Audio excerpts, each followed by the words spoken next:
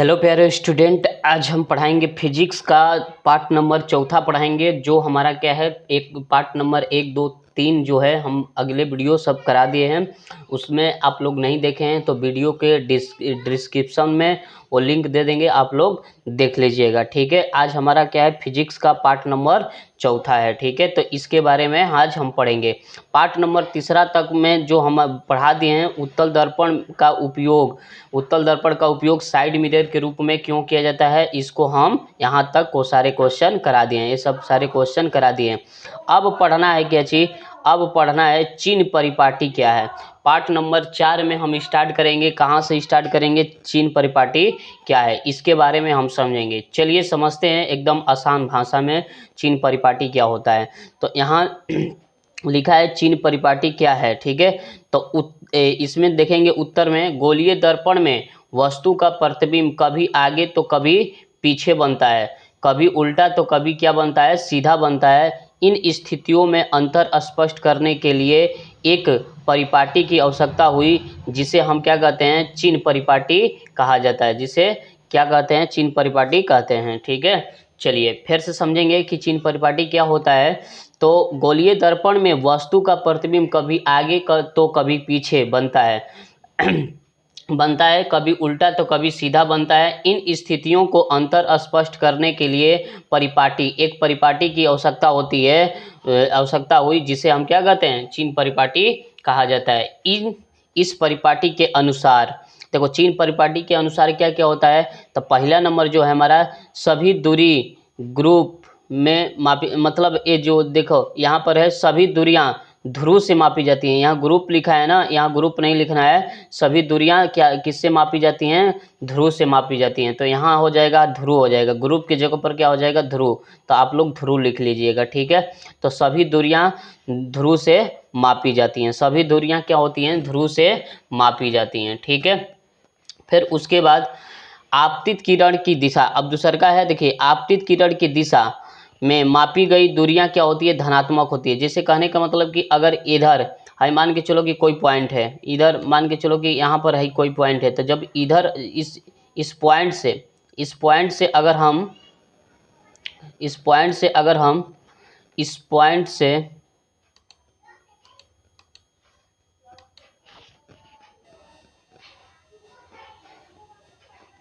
इस पॉइंट से मान के चलिए कि यहाँ पर एक पॉइंट है, तो जब इधर जाएंगे तो क्या होगा, ऋणात्मक होगा, और जब इधर आएंगे तो क्या होगा, धनात्मक। देखिए इधर आएंगे तो धनात्मक होगा, इधर जाएंगे तो क्या होगा, ऋणात्मक होगा। तो इसको हम क्या बोलेंगे क्या बोलेंगे, यहाँ पर है, तो आपतित किरण की दिशा में मापी गई दूरियां धनात्मक होती है। मतलब आपतित किरण इधर से आती है, तो इधर से जब इधर दूरी मापेंगे ना, इधर दूरी मापेंगे तो क्या होगा, ऋणात्मक होगा, और जब इधर दूरी मापेंगे तो क्या होगा, धनात्मक होगा। ठीक है, तो यही लिखा है कि आपतित किरण की दिशा में मापी गई दूरियां क्या होती हैं, धनात्मक होती हैं।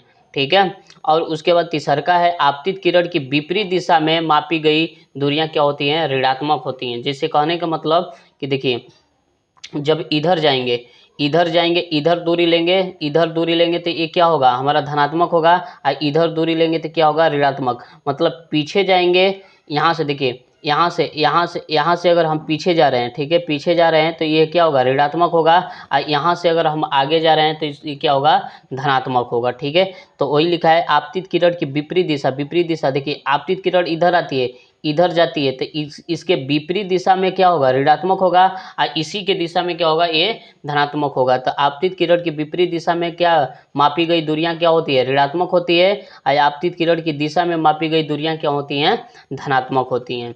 ठीक है, अब देखिए, प्रधान अक्ष के ऊपर धनात्मक माना जाता है। जैसे कहने का मतलब कि कोई भी दूरी अगर ऊपर लेते हैं, क्या लेते हैं, मान के चलिए कि ये है रेखा। ठीक है, इसको जब ऊपर लेंगे तो ये क्या हो जाएगा, हमारा क्या होगा, धनात्मक, और नीचे लेंगे तो क्या होगा, ऋणात्मक। नीचे लेंगे तो ऋणात्मक, और ऊपर लेंगे तो क्या होगा, धनात्मक हो जाएगा। तो वही लिखा है कि प्रधान अक्ष के ऊपर धनात्मक माना जाता है, और प्रधान अक्ष के नीचे क्या माना जाता है, ऋणात्मक माना जाता है।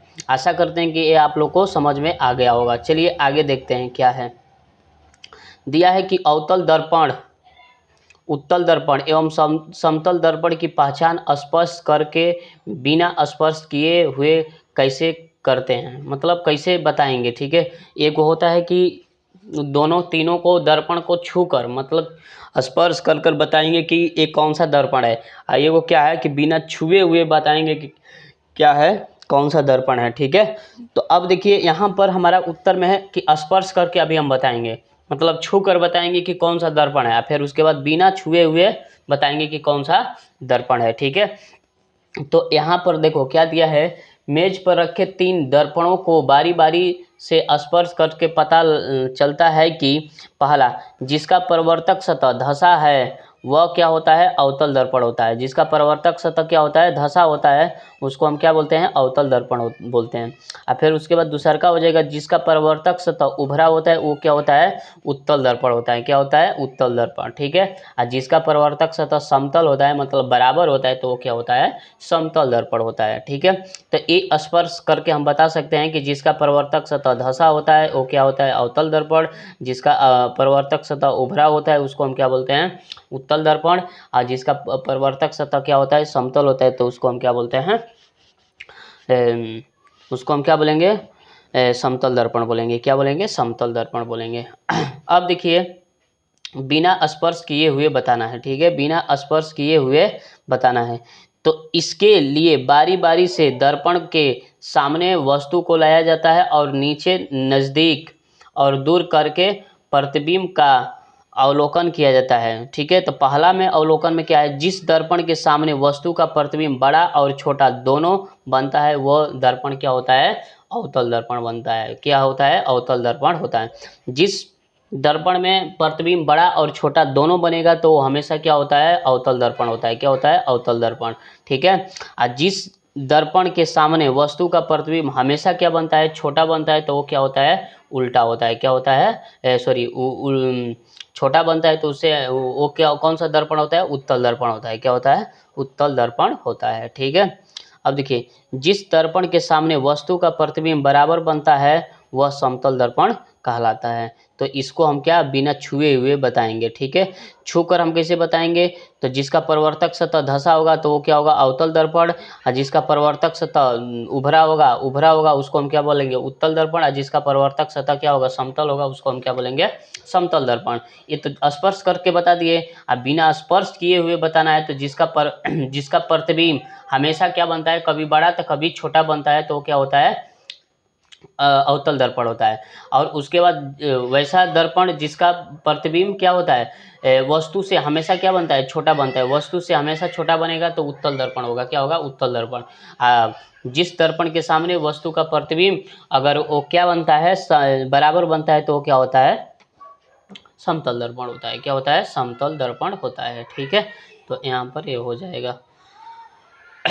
अब देखिए यहाँ पर क्या दिया है, ये बहुत इम्पोर्टेंट है परीक्षा की दृष्टि से, ये बहुत महत्वपूर्ण है। इसको हम पढ़ेंगे एकदम आसान भाषा में। देखिए, एक अवतल दर्पण के सामने कागज के टुकड़े को कहाँ रखा जाए कि वह जलने लगे, या घटना क्यों होती है, यह घटना क्यों क्यों होती है, कारण लिखें। ठीक है, तो देखिए यहाँ पर कारण क्या लिखना है, फोकस पर रखने से कागज जलने लगता है क्योंकि क्योंकि अवतल दर्पण के प्रधान अक्ष पर आ रही प्रकाश की किरणें, प्रधान अक्ष के समांतर आती हुई प्रकाश के किरणें परिवर्तन के बाद एक बिंदु पर जमा हो जाती है तथा वह फोकस से गुजरती है, इसलिए कागज जलने लगता है। इसलिए कागज जलने लगता है। तो ये है हमारा क्या है, जब फिर से पढ़ेंगे, फोकस पर रखने से कागज जलने लगता है क्योंकि अवतल दर्पण के प्रधान अक्ष के समांतर आती हुई प्रकाश की किरणें परिवर्तन के बाद बिंदु पर जमा हो जाती है, एक बिंदु पर क्या होती है, जमा हो जाती है तथा वह फोकस से गुजरती है, इसलिए कागज जलने लगता है। ठीक है, आशा करते हैं कि आप लोग को समझ में आ गया होगा। अब देखिए अवतल दर्पण में सिद्ध करना है A = R/2, इस चीज़ को हमको क्या करना है, सिद्ध करना है। ठीक है, तो यहाँ पर हमको क्या करना है, यहाँ पर सिद्ध करेंगे, क्या करेंगे सिद्ध, देखिए देखिए ये वाला जो वीडियो है हम इस वीडियो में डिस्क्रिप्शन में ये वाला इसका हम लिंक डाल देंगे, वहाँ से आप लोग पढ़ लीजिएगा एकदम आसान भाषा में, ठीक है। अवतल दर्पण में सिद्ध करें कि F=R/2।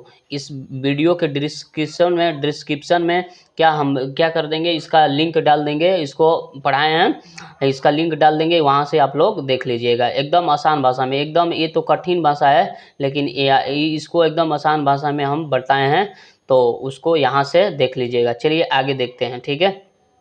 देखिए ये भी उत्तल दर्पण में सिद्ध करें, इसका भी वीडियो हम डाल दिए हैं एकदम आसान भाषा में, आप लोग को पढ़ लेना है, ठीक है। इस वीडियो में उस वीडियो का क्या करेंगे, लिंक डाल देंगे डिस्क्रिप्शन में, तो आप लोग देख लीजिएगा, ठीक है। चलिए आगे चलते हैं।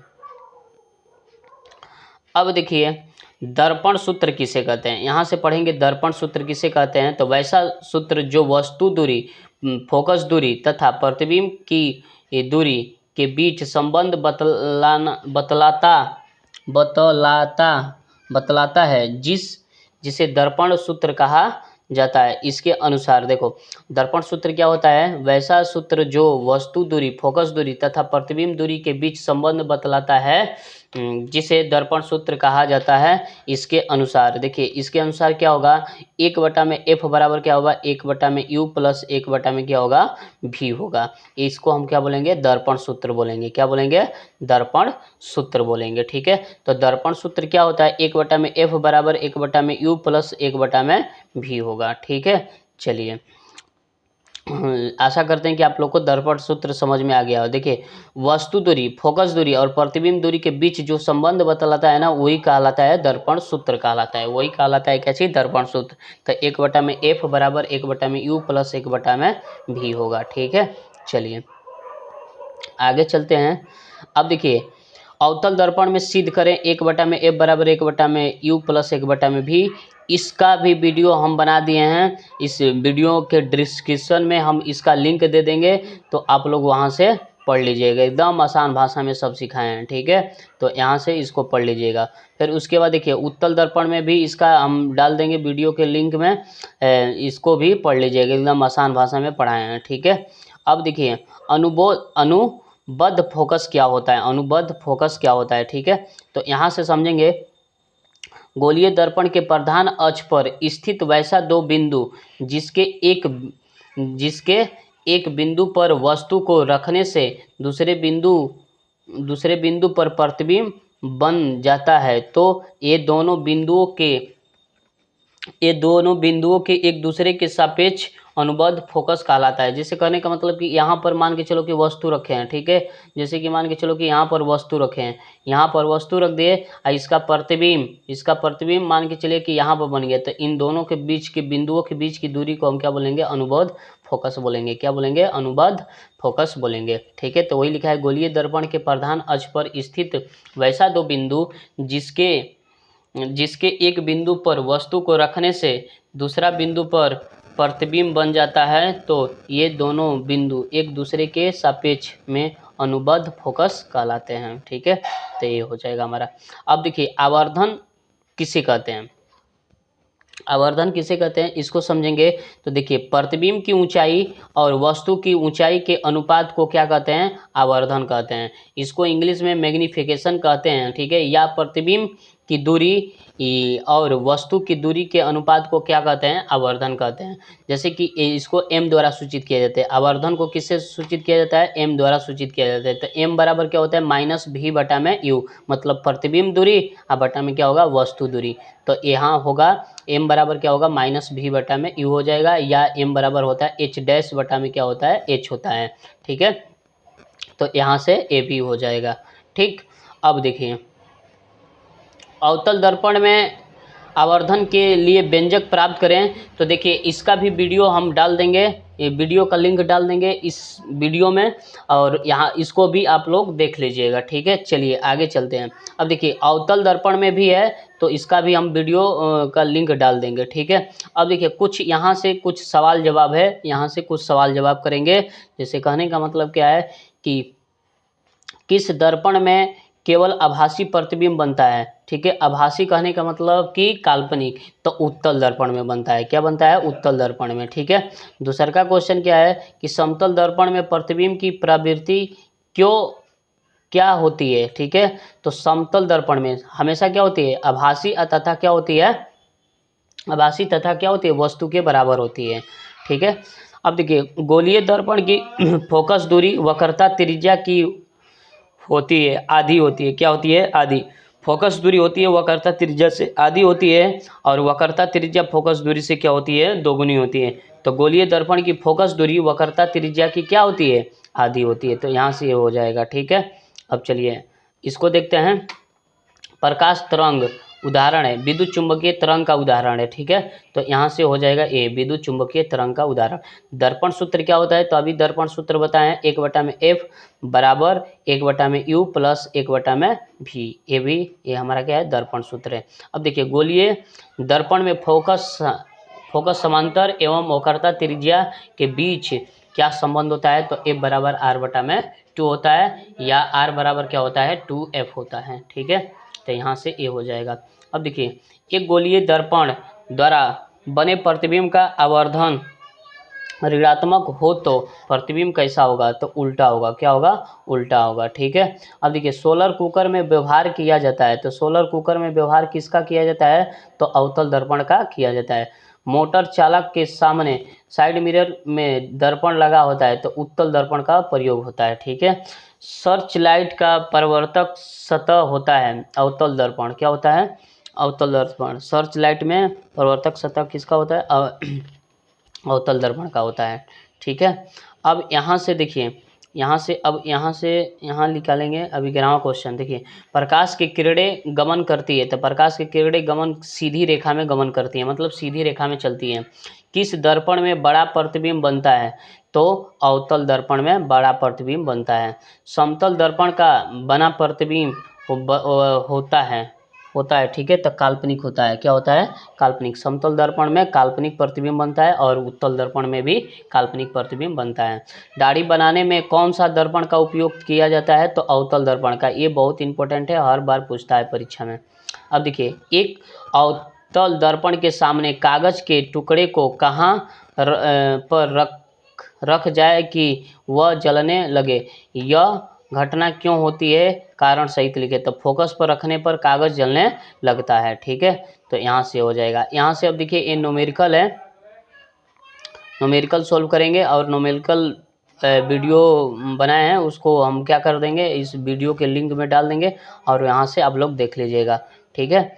चलिए कुछ वीवीआई क्वेश्चन देखते हैं। वीवीआई क्वेश्चन क्या है, एक नंबरिया प्रश्न क्या है, यहाँ से स्टार्ट करेंगे। देखिए क्या दिया है, अवतल दर्पण से किस दूरी पर एक वस्तु को रखा जाए कि प्रतिबिंब का आकार बराबर होता है? तो वक्रता केंद्र पर रखते हैं। अवतल दर्पण में वक्रता केंद्र पर रखेंगे तो वस्तु के क्या बनेगा? बराबर प्रतिबिंब बनेगा।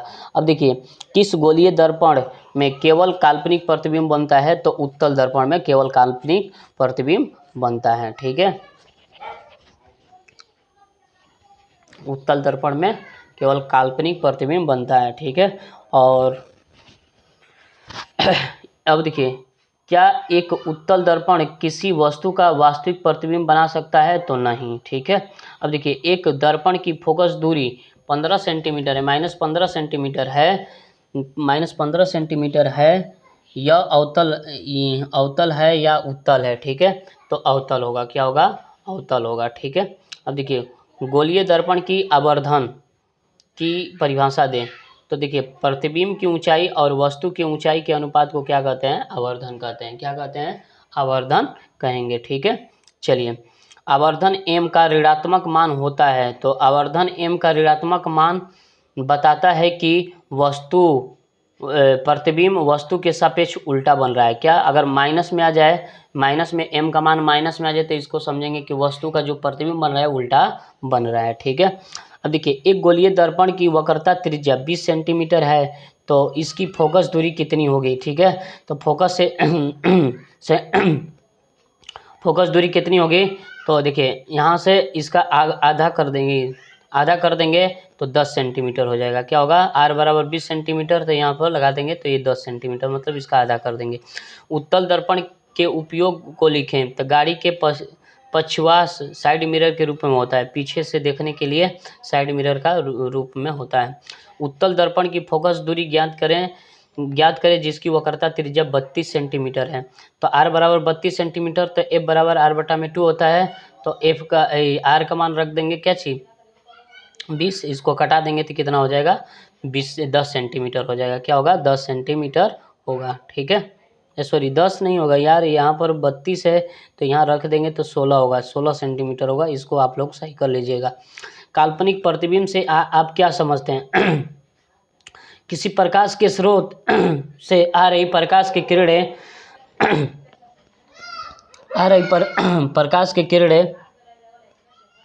प्रकाश के किरणें परावर्तन के बाद जिस बिंदु पर आकर मिलती है या मिलती हुई प्रतीत होती है, उसे हम क्या कहते हैं? काल्पनिक प्रतिबिंब कहते हैं। क्या कहते हैं? काल्पनिक प्रतिबिंब कहते हैं। ठीक है। चलिए, समतल दर्पण में आवर्धन, मतलब m बराबर क्या होता है +1 का क्या अर्थ होता है? तो समतल दर्पण में +1 का अर्थ यह है कि आकार प्रतिबिंब का आकार वस्तु के आकार के क्या होता है? बराबर होता है। ठीक है, तथा प्लस का मतलब होता है कि प्रतिबिंब सीधा होता है।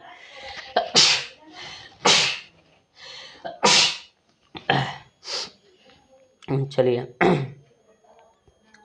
अब देखिए क्या दिया है। गोलीय दर्पण जिसका वक्रता केंद्र है पर एक किरण आपतित होती है, तो यह किरण किस दर्पण में परिवर्तित होती है? तो जब गोलीय दर्पण के प्रकाश में प्रकाश की किरण को वक्रता केंद्र से भेजा जाता है तो उसका परावर्तन वक्रता केंद्र ले ही होता है। केंद्र से ही होता है। क्या होता है? केंद्र से ही होता है। ठीक है, तो इसको फिर से समझेंगे। देखिए क्या दिया है। एक गोलीय दर्पण जिसका वक्रता केंद्र है पर एक किरण आपतित होती है, मतलब वक्रता केंद्र से क्या होती है? आपतित होती है।